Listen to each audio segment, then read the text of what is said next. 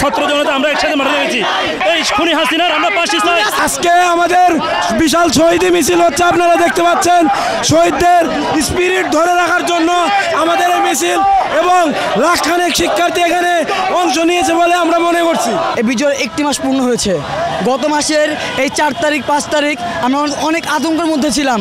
আমরা 4 তারিখ যখন রাতে ঘুমিয়েছি তখন মানুষ চিন্তা করেছে যে আগামীকাল কী হবে।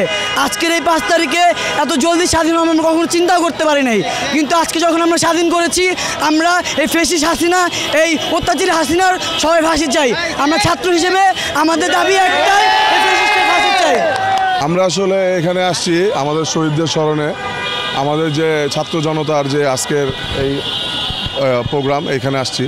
আমরা এখানে আসার উদ্দেশ্য হলো যে আমাদের এই যে শহীদ যারা হয়েছেন তাদের বিচারে কেন বিলম্ব হচ্ছে, সেই বিলম্বর কারণে আমরা আজকে তাদের সাথে একত্রিতভাবে এই জানাতে আসছি আর কি।